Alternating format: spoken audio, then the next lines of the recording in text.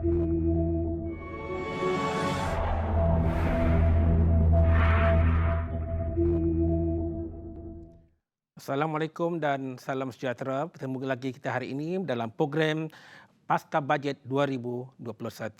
Dan saya tidak berseorang hari ini kerana pada hari ini saya bersama rakan hos saya Dr. Jenri Amir, Fellow Kanan Majlis Profesor Negara. Dan bersama-sama kami adalah tetamu istimewa, tetamu khas kita pada hari ini iaitu Ketua Menteri Sarawak yang juga Menteri Kewangan dan Perancangan Ekonomi Negeri, Datuk Petinggi Abang Johari Tun Abang Haji Openg. Selamat datang, Datuk. Terima kasih. Terima kasih kerana dapat hadir pada hari ini. Ya. Dan bagi memulakan program pada hari ini, saya memberi penghormatan kepada rakan saya, Dr. Jenri, untuk memberikan soalan pertama tentang bajet yang dipersembahkan pada minggu lalu. Baik, terima kasih Saudara Budi. Terima kasih juga kepada Datuk Tinggi kerana sudi hadir dalam program ini. Jadi saya nak mulakan soalan ini. Saya fikir ini soalan yang semua orang nak tahu. Sejak Datuk Petinggi terajui Sarawak sekitar 3 tahun lalu telah bentangkan 4 bajet. Dan rata-rata bajet itu berlega sekitar 10 bilion. Dan boleh dikatakan bajet terbesar bagi mana-mana negeri di Malaysia.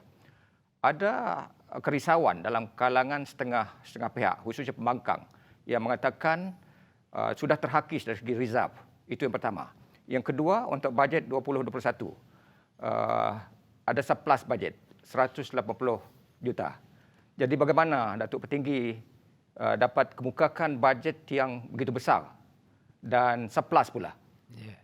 Ya, kalau kita melihat latar belakang peruntukan yang telah diperuntukkan kepada pembangunan di negeri Sarawak, ia selalunya berkisar di antara 4, yang tinggi sekali ialah 7 bilion. Dan apabila saya mengambil alih, saya telah melihat beberapa peruntukan di dalam perlembagaan kita yang membolehkan kita mendapat pendapatan lebihan dari sudut cukai. Sebab itu, saya lihat bahawa potensi untuk mendapatkan revenue, pendapatan yang lebih daripada sedia kala dapat kita laksanakan. Sebab itu saya telah memberi beberapa pendekatan baru. Pertamanya ialah untuk kita menubuhkan bank pembangunan kita sendiri, iaitu DBOS, di mana kita akan mempunyai dana menerusi sistem perbankan yang sedia ada. Dan DBOS telah dibenarkan oleh Bank Negara Malaysia, dan ini menjadi satu arm untuk kita mendapat dana. Yang keduanya, kita melihat bahawa peruntukan untuk kita melaksanakan cukai jualan amat luas kepada komoditi-komoditi dan juga produk yang boleh kita keluarkan. Jadi dari sudut itu saya telah membuat satu perkiraan bahawa kalau kita laksanakan semua ini, pendapatan kita boleh menjangkau lebih pada 10 bilion. Walaupun di sebalik segala cabaran getir ekonomi dunia dan global ini yang teruk. Ya, tetapi kita ambil kira apa yang berlaku di seluruh dunia. Kerana selalunya kita berkait dengan harga minyak dan gas. Dan keduanya ialah keadaan ekonomi global. Dan kita melihat bahawa bahan mentah kita yang ada mungkin tidak terjejas oleh keadaan sedemikian. Maka dengan ada perkiraan yang saya lihat, maka saya buatlah satu pendekatan untuk kita mendapat pendapatan yang lebih dan kita balik kepada pembangunan yang dikendaki oleh negeri kita. Baik, satu hal yang menarik seperti bajet yang dibentangkan oleh Datuk Petinggi sebelum ini, 62% adalah untuk pembangunan. Dan yang lebih menarik lagi, 67% pembangunan luar bandar. Jadi apa sebenarnya falsafah pemikiran di sebalik nisbah yang sebegitu? Ya, banyak orang mengatakan bahawa negeri Sarawak kaya. tapi rakyatnya miskin. Ini satu adalah paradoks. Dari sudut Satu ironi lah. sumber kekayaan memang negeri kita kaya. Dari sudut per kapita kita tinggi, tapi jangan lupa bahawa GDP ini adalah total good and services produced. Ia termasuklah hasil minyak dan gas kita yang semuanya pergi ke Putrajaya menerusi Petronas. Jadi ini tidak menggambarkan keadaan sebenar ekonomi kita. Jadi sebab itu apa yang saya buat dengan adanya peruntukan lebihan ini, kita agihkanlah pembangunan infrastruktur yang penting. Kerana kalau kita hendakkan Sarawak terus maju, ia mesti mempunyai infrastruktur yang terkini, termasuklah satunya jalan raya dan jabatan. Nombor duanya bekalan elektrik dan air. Empatnya termasuklah internet. Ini adalah perkara-perkara yang sangat penting. Sebab itu kita salurkan peruntukan kita yang besar kepada kawasan-kawasan yang memerlukan perkara ini dan secara kebetulan memang luar bandar yang berkendakkan ini. Jadi kita agihkan peruntukan kita kepada luar bandar untuk meningkatkan infrastruktur yang sangat penting dalam kita membangunkan ekonomi kita. Dan sekaligus dapat merapatkan jurang antara luar bandar bandar dan luar bandar. Yang ini penting kerana umpamanya dari sudut pendidikan ia berkendakkan infrastruktur ini. Kalau tak mereka tidak dapat belajar dalam gelap. So bermaknanya bekalan elektrik mesti kita salurkan.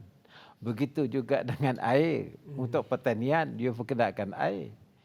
Inilah apa disebut sebagai ekosistem yang harus kita kita sediakan untuk melonjakkan kegiatan ekonomi kita. Menuju Sarawak 2030 sebagai negeri maju. Ya. Yang menarik Datuk, sepanjang tahun ini kita berhadapan dengan kekurangan pendapatan. Tetapi tahun depan Sarawak mensasarkan 10.12 bilion pendapatan.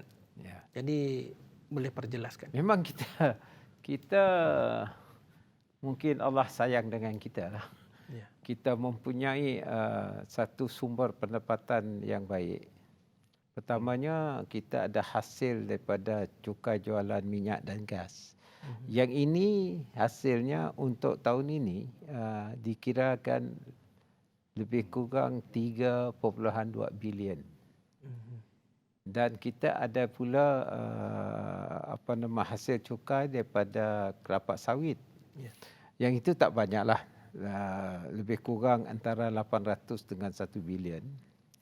Dan kita juga mempunyai pendapatan daripada non-taxable revenue. Umpamanya kita ada royalty daripada air. Yang itu 600 juta. Nombor duanya kita ada dividen. Dan juga kita ada income daripada tax interest. Ya. Lalu kita kumpul semua itu, kita dapat pendapatan 10 bilion lebih. Dan kira-kira 50% adalah daripada hasil sales tax. Yang lain daripada dividen. Maknanya kira-kira 5 bilion daripada sales tax. Itu belum habis lagi. Jadi saya rasa masa depan ada lagi yang kita boleh gunakan untuk kita mendapat hasil yang lebih daripada apa yang telah saya katakan tadi. Sebab itu dari sudut perbelanjaan pula kita lebih kurang dekat-dekat 10 bilion. Jadi kita ada surplus 180 juta surplus. Orang tanya saya kenapa waktu ini kita tidak belanja lebih. Ya. Kan?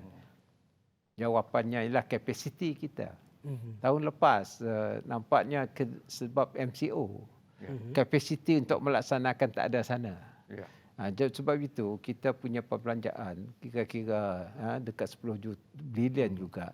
Iaitu 9.8 bilion yang kita sediakan untuk pembelanjaan kita tahun ini. Sebab itu kita ada surplus.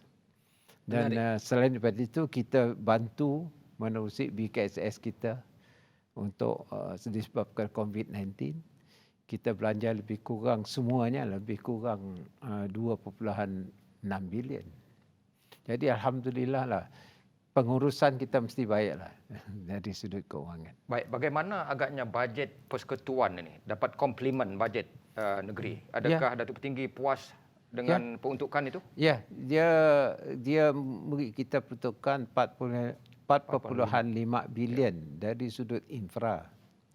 Dan mereka juga ada memberi dari sudut kementerian lain. Bagi saya, Alhamdulillah lah, bolehlah untuk tambah. Bermakna kalau kita ada lebih kurang 10 bilion, campur dengan persetujuan 4 bilion, 4.5. kita ada lebih kurang 15 bilion. Satu angka yang besar, agak besar. Ya.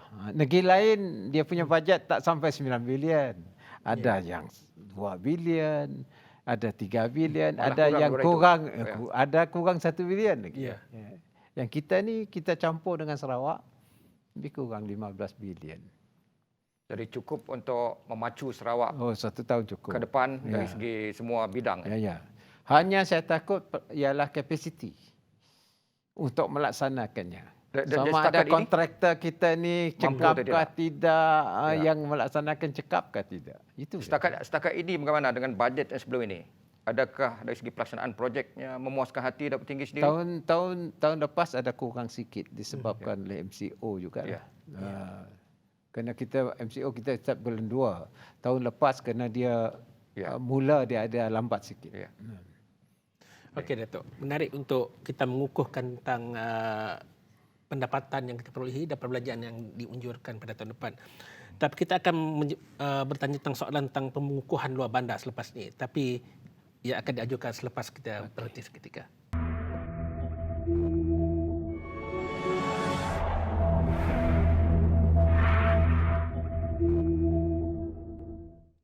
Kita bertemu kembali. Sementara tadi Ketua Menteri telah berkongsi tentang bagaimana Sarawak menjangkakan pendapatan yang cukup besar pada tahun hadapan dan juga menjangkakan tentang program-program pembangunan yang akan dilaksanakan menerusi bajet yang disediakan. Dan seterusnya soalan kita adalah berkaitan dengan pengukuhan luar bandar. Tetapi saya sekali lagi memberi penghormatan kepada Datuk Jeneral untuk memberikan soalan tersebut. Saya nak tanya Datuk Tinggi lagi tentang mengikut ucapan Datuk Tinggi dalam DUN baru-baru ini.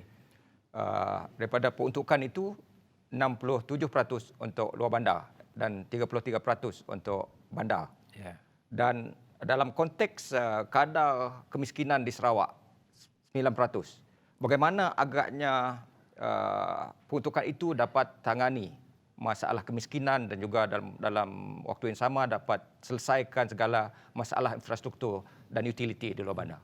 Ya, apa yang penting ialah kita mesti mempunyai perancangan jangka panjang.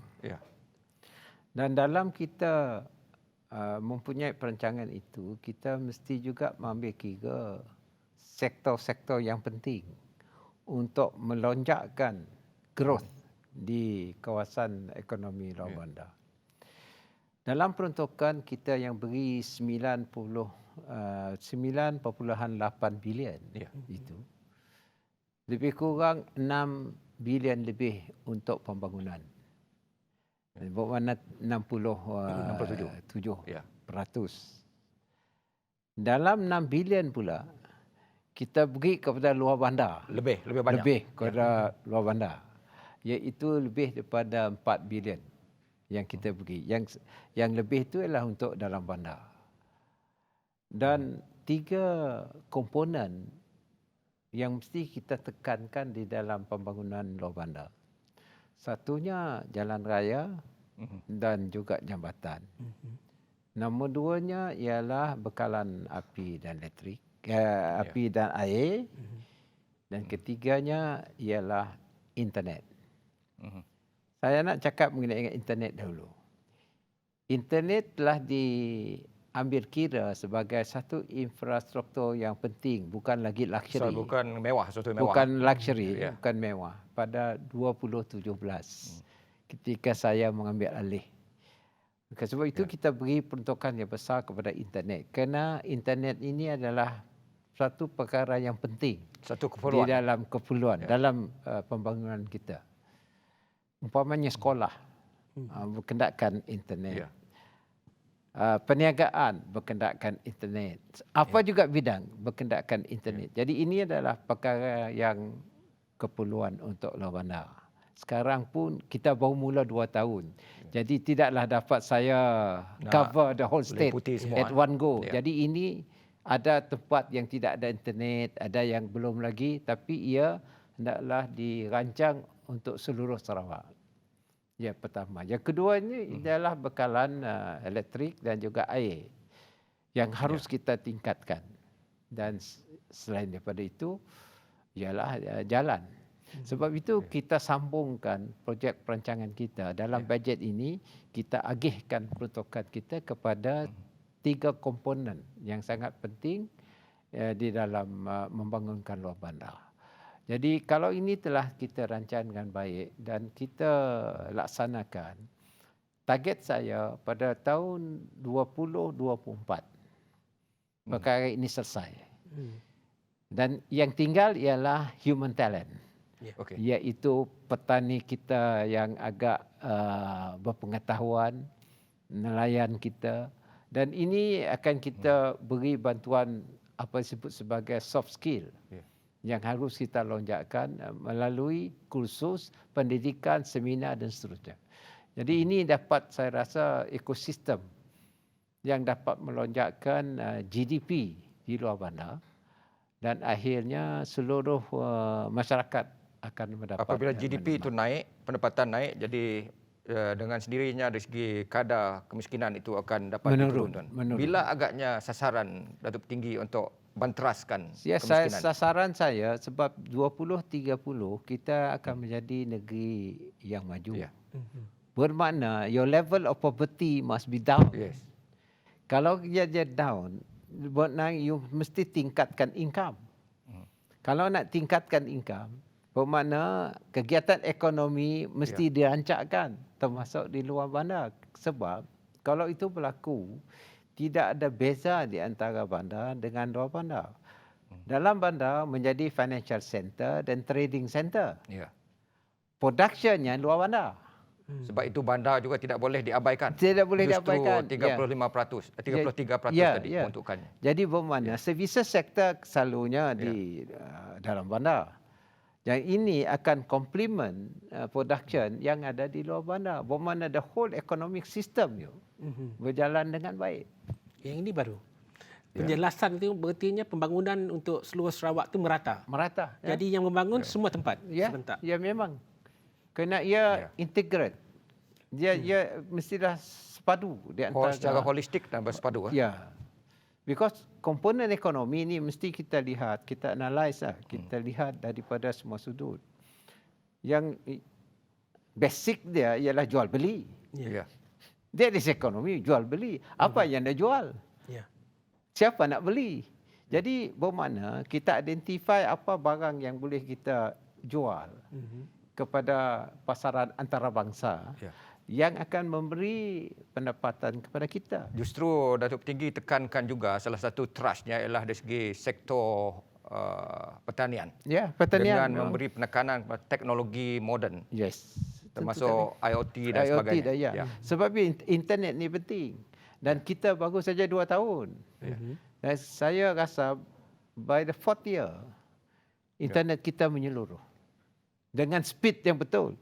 Jadi ini kena masalah sekarang kelajuannya. Yalah, kelajuan. Jadi Datuk Tinggi yakin kita boleh selesaikan dari segi akses dan juga kelajuannya. InsyaAllah. Ini satu berita baik untuk pelajar dan warga di luar bandar. Kita mesti tahu, kita acknowledge lah bahawa banyak tempat lagi belum ada akses internet. Sekarang ini kita, baru semalam saya meluluskan 150 juta. Untuk kita melebarkan Wi-Fi. Wi-Fi kita ke seluruh peringkat menggunakan zone system. Jadi kalau ini sudah ada, bermakna internet connectivity ini ada perancangan untuk menambahkan jumlah menara telekomunikasi? Menara memang ada. Kita sudah bangun 300. Ya. Dan 300 lagi pada tahun ini, 600. MCMC dia nak bangunkan 646. Bermakna kita mungkin pada tahun 2023 Ya. 1,200 menara. Apa sebenarnya jumlah untuk Sarawak? Berapa banyak sebenarnya? Yang ideal. Kita Yang ideal.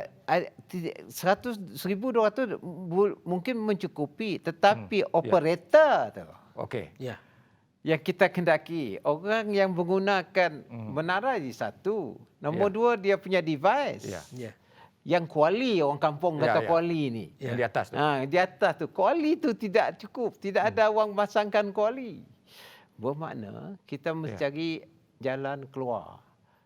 Dan dari situ itu kalau kita bergantung kepada katakanlah kita TM, DG ataupun telco yang lain, dia tidak mau pergi ke luar bandar sebab dia punya bottom line tidak ada. Ya, tak ada dari segi jumlah orang pengguna tu. Ada. Ya. Jadi dia rugi. Jadi apa jalan keluar untuk ini? Jalannya keluar ialah kerajaan terpaksa mempunyai Ya. telco kita sendiri dan kita beri subsidi Mhm. kepada telco kita sebagai tarif penggunaan internet itu akan rendah. Bila agak-agaknya, Datuk? InsyaAllah dalam masa setahun dua ni. Sebenarnya semalam saya dah. Ini satu inisiatif baru lagi. Semalam kita hanya putuskan semalam. Yang lebih, kalau tak silap saya dah lebih 90 inisiatif sejak Datuk Petinggi ambil alih Saya Trajui tak, Sarawak. Ya. saya fikir hilang, semula ini saya semuanya. hilang Ya. perhitungan. Lebih 90 ya. Ya. Kalau perkiraan saya betul lah. Ya. Bercakap tentang inisiatif. Ya. Dalam penggulungan pada minggu lepas, pada Jumaat lepas, Datuk Petinggi sendiri menyebut tentang langkah kehadapan Sarawak. Dan dalam langkah kehadapan itu, the way forward itu, Datuk Petinggi menggariskan 12 inisiatif. Boleh Datuk Ya, kembang? kita menuju ke arah 2030. Dan dari sekarang 2021 jalan mesti sudah kita kenal pasti. Apabila kita dah tahu jalannya dan kita nak menuju ke satu destinasi, kita tanya apa yang perlu. Adakah basikal, adakah motosikal, Ya. ataupun kereta. Ya. Jadi kalau kita hendakkan kereta, kita mestilah tahu jenis keretanya. Ya. Serupa dengan analisa saya ni kepada 2030. Kita dah tahu nak jadi negeri maju. Ya. Jadi inisiatif tu mesti ada. Jadi itu saya kenalkan 12 inisiatif. Di antaranya yang penting digital ekonomi satu. Kerana dunia sekarang semua digital. Digitalized society. Ya. Nombor duanya inovasi. Ya. Kita mesti R&D. ada R&D, Research kita and mesti development, kuat dari sudut inovasi. Nombor tiganya transformasi pertanian yang tidak menggunakan jangkul Ya. tapi menggunakan Teknologi, device ya. daripadanya. Petani digital. Ya, petani digital. Keempatnya talent, Ya. pendidikan dan juga talent development. Keempat. Kelimanya sustainability. Industri hutan Ya, kita. alam dan Alam, sebagainya. mesti alam mesra. Antaranya lah. Yang keenam pula yang sangat penting ialah dari sudut tarikan, culture kita. Ketujuh, tourism. Inilah saya rasa antara yang sangat penting di dalam menuju ke arah 2030. Dan inisiatif ini sudah ada. Hanya yang kita hendakkan ialah peruntukannya untuk kita melonjakkan bidang-bidang ini. Umpamanya pendidikan. Pendidikan ada kuasa persekutuan. Bagaimana kita hendaklah intervene dari sudut kita memperkasakan sistem pendidikan kita. Sebab itu saya international school. Ya. 5 buah. 5 buah. Keduanya pula kita tekankan kepada bahasa. Bahasa yang penting selain daripada bahasa kebangsaan kita.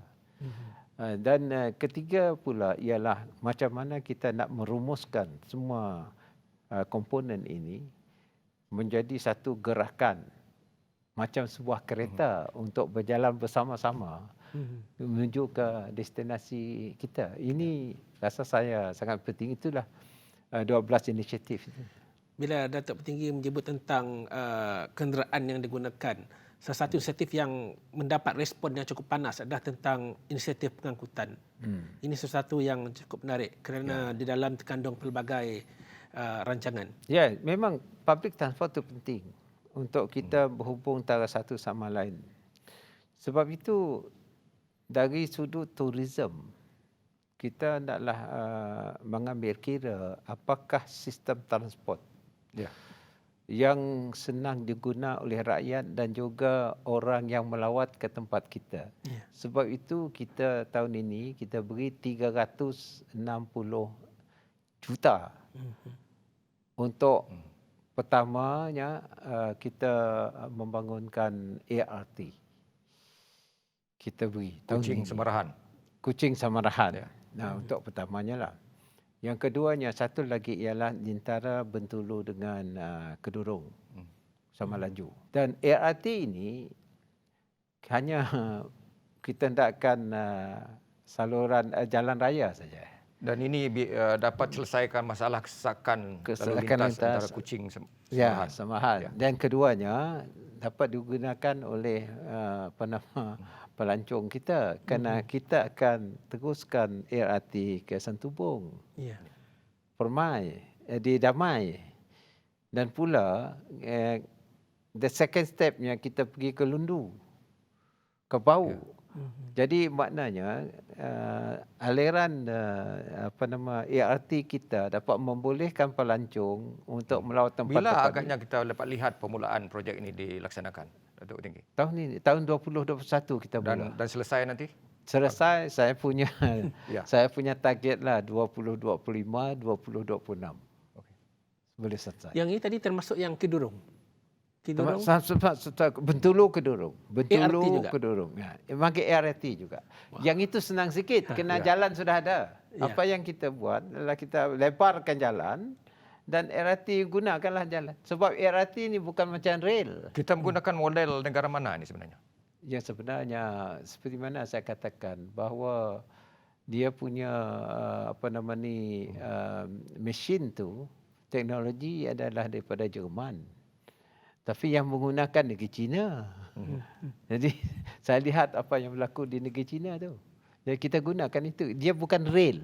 Kalau rail very expensive. Rail is you have to be the rail. LRT itu lebih mahal berbandingkan LRT lebih mahal. Yang ini macam bus. Tapi dia macam kereta api. Yang penting sekali adalah green technology. New technology, green technology. Okey, Datuk. Kita akan berbicara lagi tentang isu yang lebih panas perbankan digital selepas ini. Kita berehat seketika.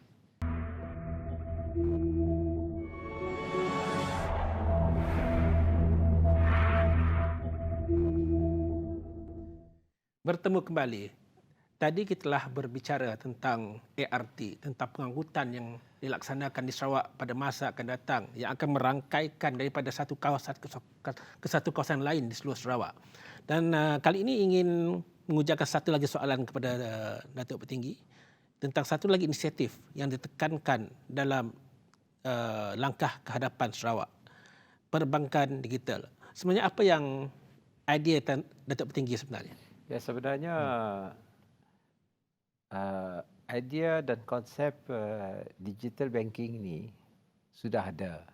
Dan banyak negara-negara telah menggunakan pendekatan baru dari sudut industri banking, di antaranya Singapura. Dan Malaysia pula telah mengeluarkan dari bank negara untuk mewujudkan bank digital ini, digital banking, dan kita telah memohon untuk mendapatkan lesen. Jadi negeri Sarawak telah memohon kepada bank negara dan sekarang kita menunggu keputusan daripada Bank Negara Malaysia. Dan digital banking ini adalah satu sistem perbankan ataupun banking system yang banyak menggunakan device dari sudut transaction, dana ataupun keuangan.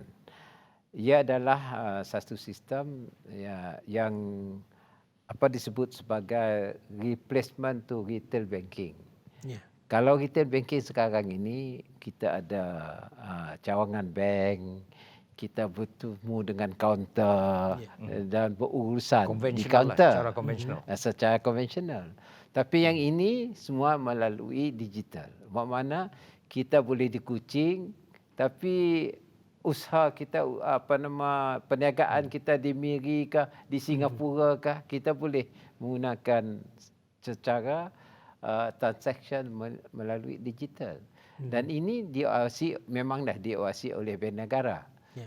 Dan ini saya lihat kita negeri yang pertama mempunyai mobile payment menerusi Sarawak Pay. Ya. Dan ini telah berkesan. Dan sebab itu dia tiada beza banyak di antara digital banking dengan Sarawak Pay. Ini juga negeri pertama di Malaysia. Yang saya fahamkan ada dua yang memohon, kita dengan Johor. Ya. Yang lain tak ada, dua negeri. Dan bermakna kita ubahkan sistem banking kita ke arah apa yang akan menjadi norma di dalam sistem pembankang masa depan. Jadi kita sudah ada Sarawak Pay. Dan saya nampak rakyat Sarawak sudah menggunakan Sarawak Pay. Ya. Begitu berjaya sekali. Bermakna kalau you sudah dapat uruskan, you can handle this. Meaning you can handle kalau sistem bertukar kepada digital banking. Hanya caranya ialah menerusi satu bank lah, retail bank, tapi menggunakan device. Ini yang disebut sebagai digital banking. Dan kita telah memohon untuk mendapatkan lesen. Dari segi digital talent yang Datuk Tinggi sebut, bagaimana ini dapat dikaitkan dengan digital banking ini? Sebab itu tadi kita akan memberikan penekanan kepada digital infrastructure ini. Kalau kita dapat menjangkau insya-Allah lah kepada 5G. Dan di luar bandar sekurang-kurangnya 3G ataupun 4G. Bermakna dia punya transaction in real time. Dan kalau kita lihat the success of Alibaba.com is digital. The success of mereka syarikat tu pun super.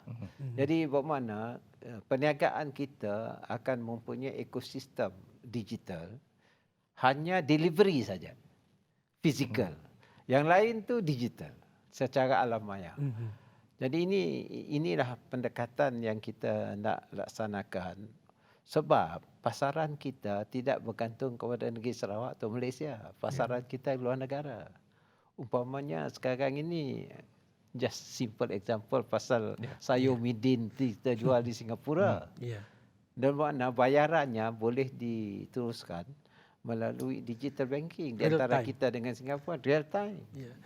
Datuk Tinggi, yang menarik tentang digital banking ini adalah ia menyelesaikan isu physical bank kita. Ya. Kerana kalau siapa yang ada melihat ataupun monitor pembangunan bank sekarang ini, retail bank will be outdated. Bermakna tidak ada bank akan mempunyai banyak cawangan. Tidak Secara ada fizikal lagi. Nah, saya dah fikir sekarang semua kita gunakan digital. Dan kalau ini akan berubah, daripada kosnya akan murah. Dan orang Sarawak lebih efisien. Lebih efisien. Jadi sistem perdagangan kita akan meningkat, volume akan meningkat. Dan akhirnya ekonomi kita akan meningkat. Baik, Datuk Tinggi, saya nak sentuh satu lagi perkara baru yang Datuk Tinggi sebut dalam Dewan tempoh hari. Sovereign Wealth Fund. banyak rakyat kita belum faham ni. Boleh Datuk Tinggi beri pencerahan ataupun negara mana jadi model kita? Ya, sebenarnya begini. Ya. Kita ada revenue sekarang ini 10 bilion. Dan apabila infrastruktur kita sudah siap, there will be a lot of saving. Okey. Kalau saving kita ada, di mana kita nak letakkan saving kita? Jadi saving ini adalah keperluan untuk masa depan. Jadi saving ini hendaklah diurus dengan baik dari sudut pelaburan yang akan memberi pulangan kepada kita untuk masa depan. Kerana saya rasa insya-Allah lah pendapatan kita akan meningkat, rasa saya lah. Dan kita nak menggunakan pendapatan ini, mungkin satu masa kita boleh beri free education. Dengan syarat kita ada pulangan daripada pelaburan kita. Dan pelaburan ini hendaklah diurus dengan baik. Good governance. Good governance, framework dia, bagaimana menguruskannya, dan juga yang penting amanah untuk kita menguruskan ini. Dan saya lihat negara yang boleh kita buat kajian. Kita buat kaji dululah. Norway ya? Norway. Ya. Norway dia punya pendapatan ialah macam kita, hasil minyak dan sumbernya. Dan population dia tak banyak. Dan apa yang Norway yang berlaku ialah pendapatan hanya cukup untuk pembangunan dalam negara, ada lebihan pula. Yang lebihan ni dia laburkan ke beberapa industri yang memberi pulangan pula kepada negara. Jadi ini adalah satu pendekatan yang agak sophisticated, tetapi kita boleh belajar, kita mengkaji. Berapa cepat dapat kita lihat sebelum ini dapat direalisasikan? Saya telah maklumkan kepada Dewan Undangan Negeri, kita akan mengkaji untuk menubuhkan sovereign wealth fund kita yang akan mengurus hasil pendapatan kita, dan ini dapat kita simpan dan akan memberikan kesan jangka panjang. Adakah Datuk Petinggi akan hantar satu pasukan nanti selepas COVID ke Norway? Memang kita akan engagekan international expert. International expert dalam perkara ini, dan Norway nampaknya sudah berjaya. Dan kita belajarlah daripada apa yang dilakukan. Selain Norway, apa lagi negara lain yang ada? Singapura ada. Okey.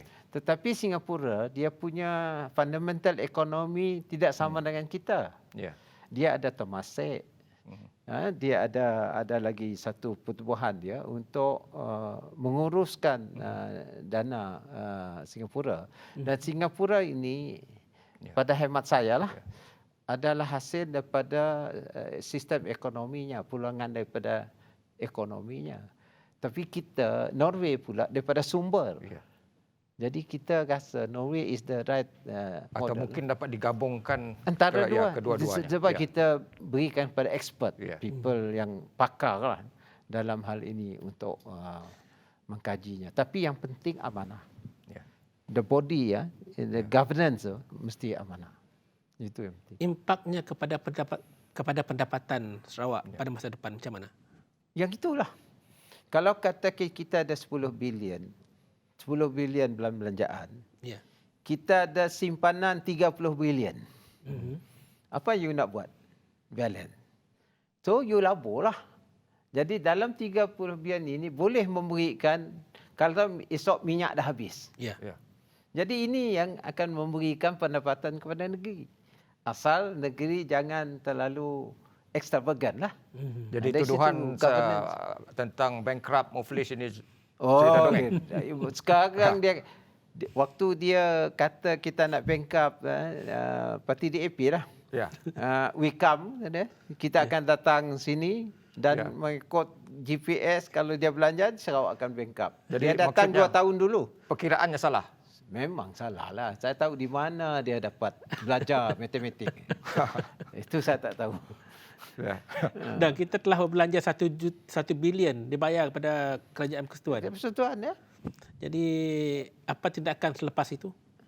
Terpulang pada mereka, dia buat apa nama ni, sekolah daif kita, membangun sekolah daif kita. Tapi pada hemat saya, sekarang pun negara luar dah tengok kita Sarawak untuk mengeluarkan hidrogen. Orang dulu ketawa kepada saya. Ya. Apa Bang Jo cakap pasal hidrogen ni? Tuan-Tuan Petinggi, tentang hidrogen. Ha? Kita akan bercakap tentang itu selepas ini. Okey. Kita berhenti seketika.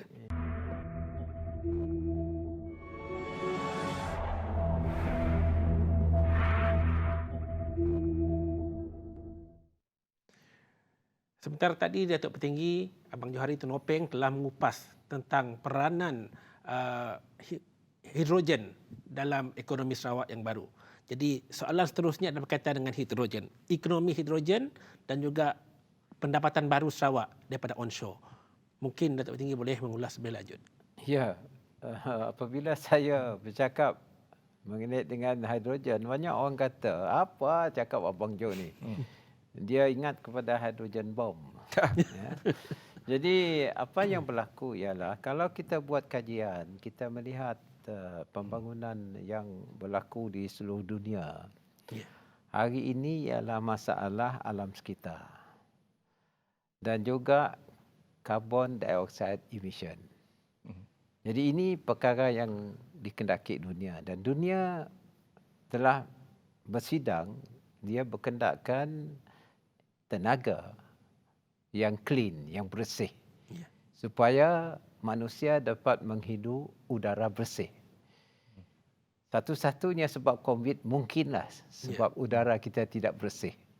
COVID ni.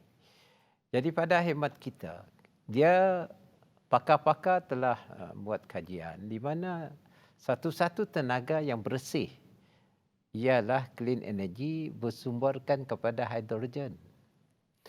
Dengan bacaan ini, saya sendiri 2 tahun yang lepas pergi untuk melihat teknologi ini. Pertama, saya pergi ke Itali. Kedua, di Germany.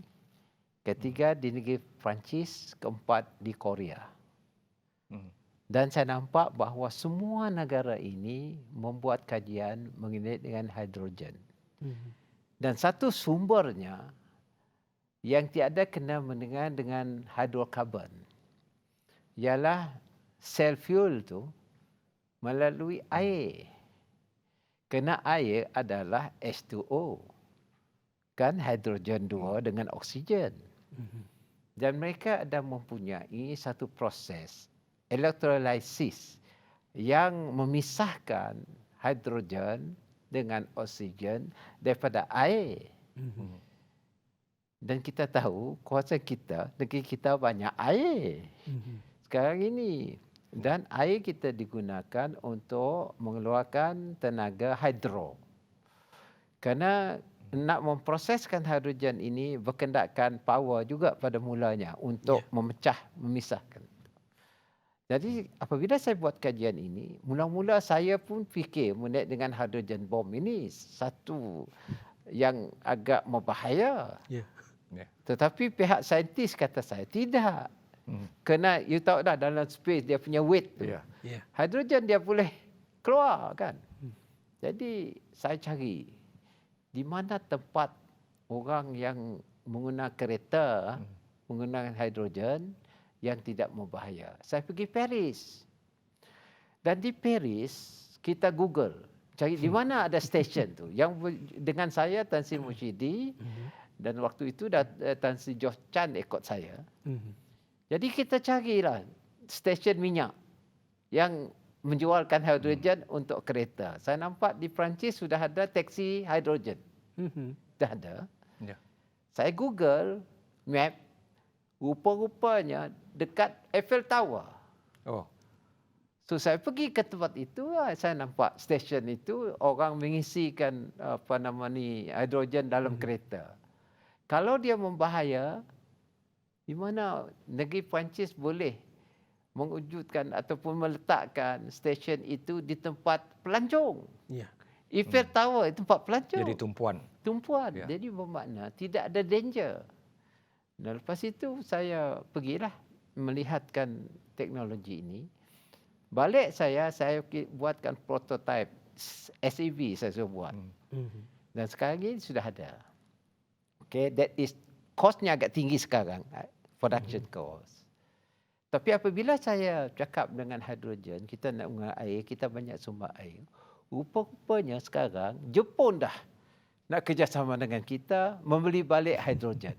Sebab itu ada perjanjian di antara SCDC, Sumitomo dengan Nippon Oil untuk mengeluarkan hidrogen. Dan selepas itu pula Petronas kerjasama dengan kita untuk mengkaji exploration on the potential of hydrogen. Jadi potensinya besar kalau mengikut angka yang Datuk Tinggi petik dari segi pasarannya 11 trilion. Ya, sebab itu US, apabila pembangkang dalam Dewan kata, it is infant industry. Ya.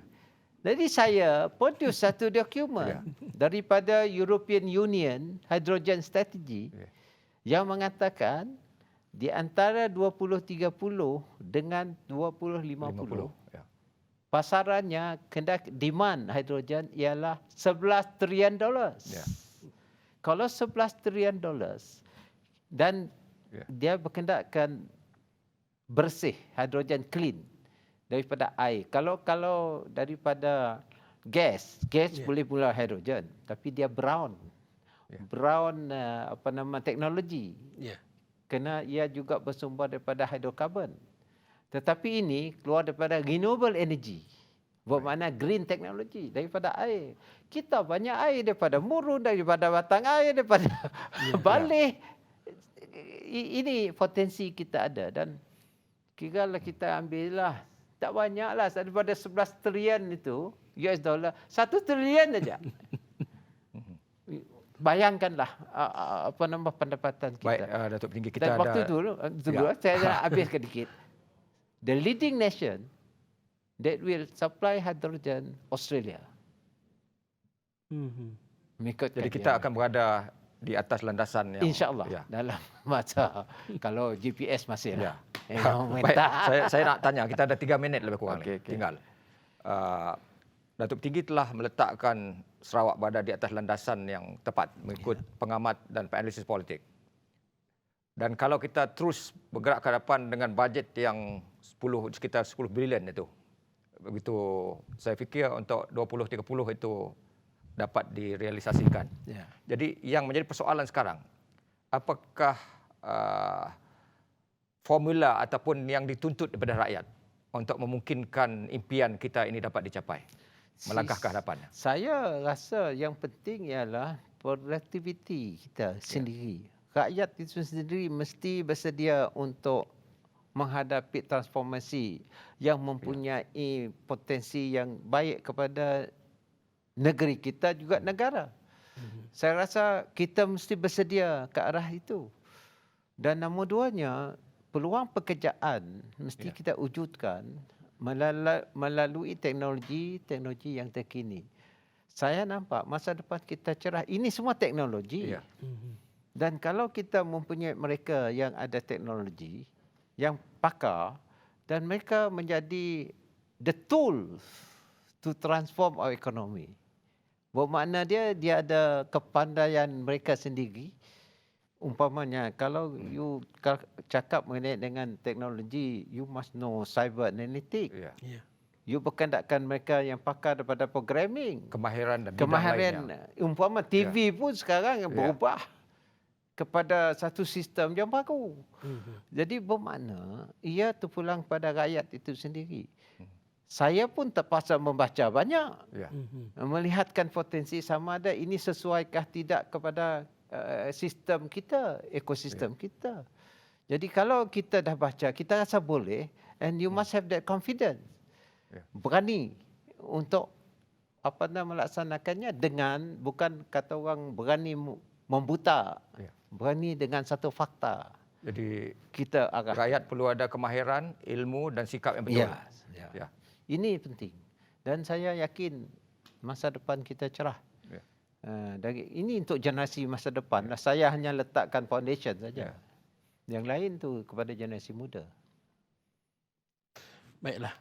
1 jam tidak berasa bila berbicara dengan the man behind the ekonomi Sarawak, politik Sarawak dan pembangunan Ucapan di bajet Sarawak. pun sekitar 1 jam. Ya. Untuk Jadi 2 jam. terima kasih Datuk Petinggi atas ruang yang diberikan. Terima kasih Datuk Jiri kerana di Sama-sama. bersama.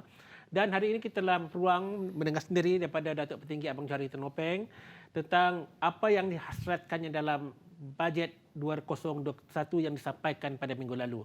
Dan ini adalah harapan kita agar rakyat memahami, merasai dan juga menekuni apa yang dikatakan dan akan membawa bersama-sama menuju ke hadapan pada tahun hadapan dengan lebih cemerlang dan gemilang.